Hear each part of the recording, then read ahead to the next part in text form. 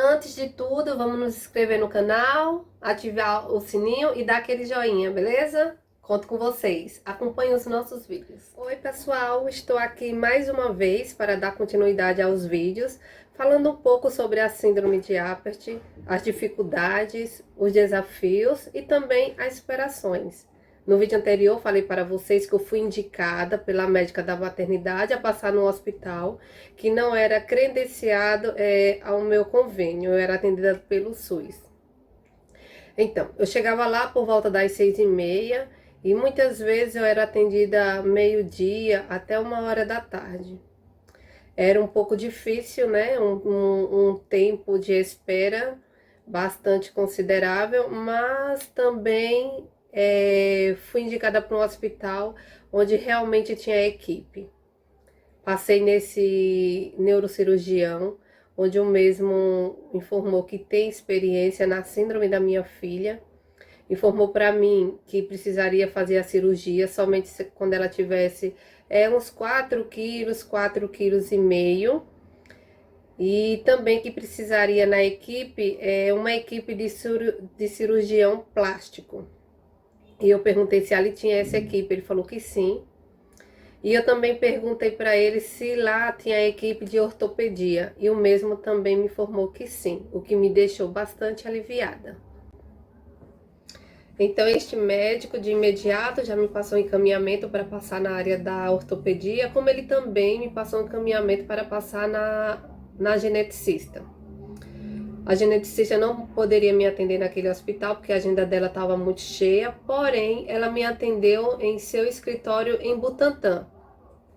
Isso foi no mês de fevereiro e o resultado saiu com 1 semana e ela me perguntou se quem iria fazer a cirurgia de craniocenose se seria esse médico que havia indicado ela. Eu falei que sim e ela já me deu um alerta falando assim, pelo SUS, né?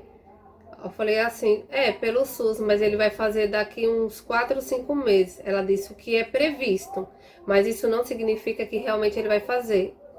E eu perguntei o porquê.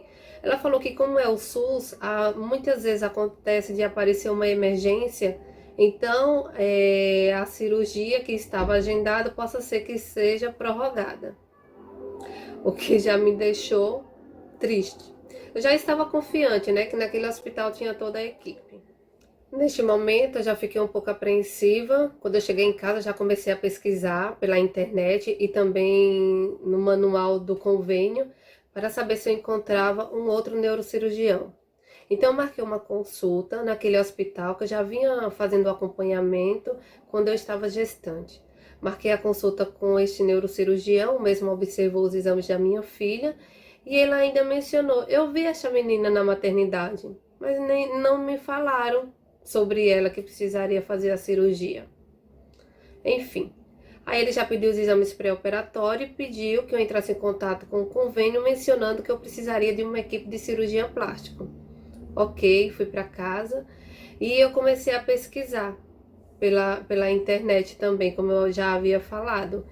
E encontrei uma equipe, mandei um e-mail e esta equipe me respondeu informando que não estava mais atendendo e que eles estavam indicando a uma determinada médica, que essa médica é justamente a chefe de equipe que minha filha passa a ter hoje. Então é assim, no início começou a dar errado, para depois dar tudo certo. Eu entrei em contato com esta médica, só que essa médica atendia particular, não atendia pelo convênio. Mesmo assim, eu já marquei uma consulta com ela. E liguei para o convênio informando que eu estava com dificuldades de agendar uma consulta com uma equipe de cirurgia plástica, onde o convênio me pediu 5 dias úteis para que pudesse encontrar uma para mim, já que eu estava sentindo dificuldades. O convênio me indicou esta equipe em Butantã. Eu fui para Butantã. Quando eu cheguei em Butantã, que minha filha foi atendida, a médica falou para mim que ia ser bastante sincera, que ela não fazia essa cirurgia. Na verdade, não tinha feito ainda e ela não iria se atrever a fazer a cirurgia na minha filha. Graças a Deus, né?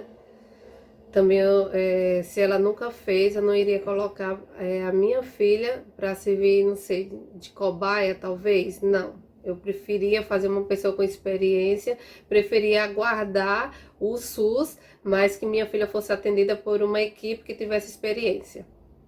E conversando, ela falou assim para mim: tem uma determinada médica que ela atende essa síndrome. Aí ela mencionou o nome. Era justamente a médica que eu fui indicada por essa equipe por e-mail, que eu já havia marcado a consulta.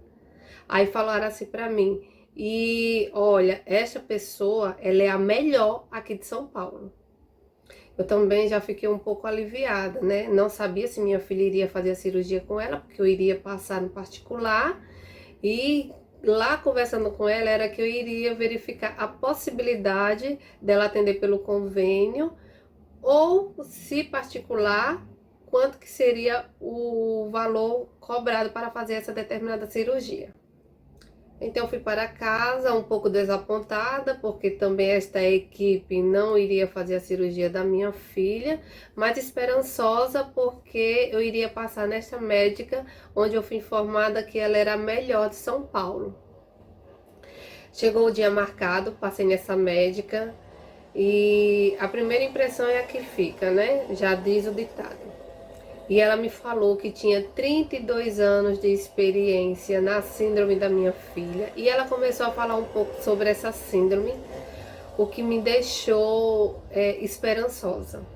Então ela resolveu ligar para os convênios, ela mesma ligou, e o convênio falava que não atendia nos hospitais que ela atendia. Então ela falou assim, ó, não tem problema, então eu vou te passar um encaminhamento para você passar com a minha equipe, e essa equipe vai te atender pelo SUS. E já vou deixar a médica que vai te atender ciente que é para marcar essa cirurgia para daqui a 2 meses. Nossa, gente, eu saí de lá totalmente aliviada, já com muitas esperanças. Então eu passei com esta médica, se eu não me engano, eu passei num dia de quarta-feira, e já a consulta para passar na equipe dela seria na próxima segunda-feira. Então a partir daí eu já comecei a sentir que isso tudo já estava fluindo. Foi muito bom. Chegou a segunda-feira, passei com esta médica, e esta médica observou os exames e falou assim: ah, por isso que ela falou que daqui a 2 meses, porque realmente já é de imediato essa cirurgia. Ela me informou que o crânio já estava se fechando, então precisaria com urgência fazer a cirurgia para dar espaço para o cérebro crescer. E de imediato ela me pediu uma ressonância magnética.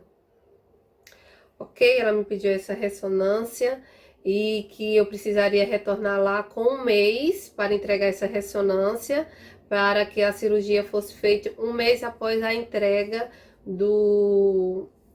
da ressonância magnética.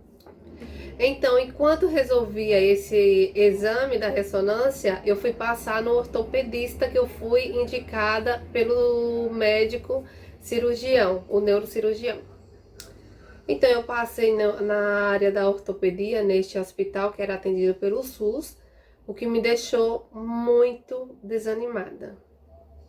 Porque esse médico, o chefe da equipe, ele falou para mim que precisaria aguardar uns 3 meses para iniciar, fazer a cirurgia.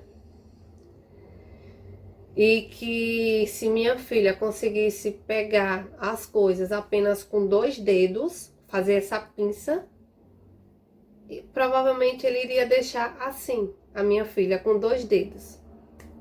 O que eu saí de lá bastante decepcionada, muito triste. Porque quem é a mãe que não quer ver seu filho perfeitinho? Agora, deixar a minha filha com 2 dedos, né? Que seria essa pinça, se ela conseguisse pegar, no caso iria separar só o polegar. Eu fiquei muito desapontada. Como é uma equipe, ele pediu para um médico da equipe dele fazer o preenchimento lá de um relatório. E esse médico já me deu uma luz também, assim como a geneticista me deu uma luz, informando que a cirurgia poderia não ser feita na data agendada. Esse médico também me deu uma luz. você não tem convênio? Aí eu respondi que sim. Ele, como ético, né, ele não iria me aconselhar a procurar um outro hospital, mas eu senti naquele momento que ele estava me aconselhando a procurar um ortopedista através do meu convênio. Então eu já comecei a marcar consulta com ortopedista, marquei em 3 ortopedistas. E esses 3 ortopedistas informaram para mim que não fazia esse tipo de cirurgia. Então, novamente entrei em contato com o meu convênio, informando que eu estava tendo dificuldade em encontrar um cirurgião na área da ortopedia pediátrica. Então, eles me pediram 5 dias úteis para que eles mesmos procurassem. Assim foi feito. 5 dias eles me indicaram um médico na área da ortopedia. Isso foi na Vila Mariana. E já marcaram a consulta para que eu pudesse passar lá no dia de quinta-feira. Com 5 dias depois do que ele já tinha me dado a resposta. Na data marcada, fui à consulta com esse ortopedista, o que ele me tranquilizou. Ele olhou os dedinhos da minha filha e falou assim, que ele separava e deixaria ela com os 5 dedinhos. Gente, imagina a alegria que eu saí desse consultório, desse laboratório. Se o médico anterior falou que minha filha, se fosse possível, deixaria ela com os 2 dedos, e esse falou para mim que faria sim a cirurgia e deixaria ela com os 5 dedos, imagina o tamanho da minha felicidade naquele momento. Ele falou que isso não trata nem de uma parte de estética, e sim funcional, porque ela precisa segurar, ela precisa movimentar. Ele me alertou que ela não faria esse movimento, porque a síndrome de Apert, eles não conseguem fazer esse movimento, só assim. Mas eu falei, melhor ela pegar assim do que pegar assim. E ele falou, com certeza. Então eu já saí bastante tranquila e eu perguntei quando que ele poderia fazer a cirurgia. Ele falou que se eu quisesse ele já poderia marcar. Aí eu falei, doutor, eu não vou marcar nesse momento, porque antes ela precisa fazer uma cirurgia da craniostenose. Agora, após a cirurgia, eu vou passar com o senhor. Ele falou assim, tudo bem, mas fica tranquila que tudo vai dar certo. A partir desse momento, eu consegui respirar um outro ar. Já comecei a sentir que isso tudo estava dando certo. Começou errado para dar certo. E sabe qual é o segredo? O segredo é você colocar nas mãos de Deus. Deus vai colocar anjos no seu caminho para te indicar, para te mostrar qual o caminho que você deve seguir.